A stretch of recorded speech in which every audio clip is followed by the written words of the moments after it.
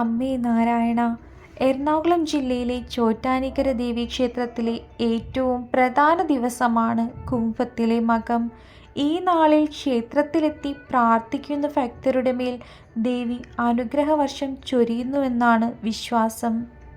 രാജരാജേശ്വരി, ആദിപരാശക്തി എന്നറിയപ്പെടുന്ന ദിവ്യമാതാവിനെ രാവിലെ സരസ്വതി, ഉച്ചയ്ക്ക് ലക്ഷ്മി, വൈകുന്നേരം ദുർഗ എന്നീ 3 രൂപങ്ങളിൽ ഇവിടെ ആരാധിക്കുന്നു. ഒരേ പീഠത്തിൽ മഹാവിഷ്ണുവിൻ്റെ ഒരു വിഗ്രഹവുമുണ്ട്. അതിനാൽ ദേവിയെ അമ്മേ നാരായണൻ, ദേവി നാരായണൻ, ലക്ഷ്മി നാരായണൻ, ഭദ്രേ നാരായണൻ എന്നും വിളിക്കുന്നു. ലക്ഷ്മി, നാരായണൻ എന്നിവരോടൊപ്പം ബ്രഹ്മാവ്, ശിവൻ, ഗണപതി, സുബ്രഹ്മണ്യൻ, ശാസ്താവ് എന്നിവരുടെ വിഗ്രഹങ്ങളും ഒരേ പീഠത്തിൽ ഉണ്ട്.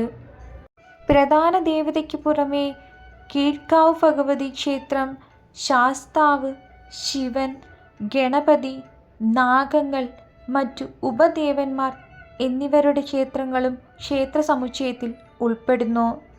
ദുരിതങ്ങൾക്ക് ശമനമുണ്ടാവാൻ, വിവാഹം നടക്കാൻ, സാമ്പത്തിക പുരോഗതി നേടാൻ, പരീക്ഷയിൽ ഉന്നത വിജയം ലഭിക്കാൻ, രോഗം മാറാൻ, ബാധ ഉപദ്രവം മാറാൻ, മാനസിക പ്രശ്നങ്ങൾക്ക് പരിഹാരം എന്നിങ്ങനെയുള്ള പ്രശ്നപരിഹാരം തേടിയാണ് ഭക്തർ ഇവിടെ മകം തൊഴുന്നത്. സ്ത്രീകളാണ് ഏറ്റവും കൂടുതലായി മകം തൊഴാൻ എത്തുന്നത്. വില്ലുമംഗലത്ത് സ്വാമിയാർ നൂറ്റാണ്ടുകൾക്ക് മുൻപ് മകം നാളിൽ ചോറ്റാനിക്കരയിൽ എത്തി. അന്നു രാത്രി ദേവി സ്വപ്ന ദർശനത്തിൽ കിഴക്കേക്കുളത്തിൽ എൻ്റെ ഒരു വിഗ്രഹം കിടപ്പുണ്ട്, അത് മുങ്ങിയെടുത്ത് കീഴ്ക്കാവിൽ പ്രതിഷ്ഠിക്കുക. എൻ്റെ രൗദ്രഭാവം കാരണം ഭക്തർക്ക് വിഷമമുണ്ടാകുന്നു. രൗദ്രഭാവം കുറച്ച് സ്വാത്വികഭാവം കൂട്ടാൻ എന്നിലെ ഭദ്രകാളി ചൈതന്യം കീഴ്ക്കാവിലെ പ്രതിഷ്ഠയിലേക്ക് കൊണ്ടുപോകുക എന്നും ദേവി അരുൾ ചെയ്തു. അങ്ങനെയാണ് മേൽക്കാവിൽ സാത്വിക രൂപവും കീഴ്ക്കാവിൽ രൗദ്രരൂപവും ഭഗവതി കൈക്കൊണ്ടത്. ആ സമയം ശംഖുചക്രവരദ അഭയമുദ്രകളുമായി സർവാഭരണ വിഭൂഷിതയായ ദേവി പുഞ്ചിരിയോടെ അനുഗ്രഹം ചൊരിഞ്ഞു.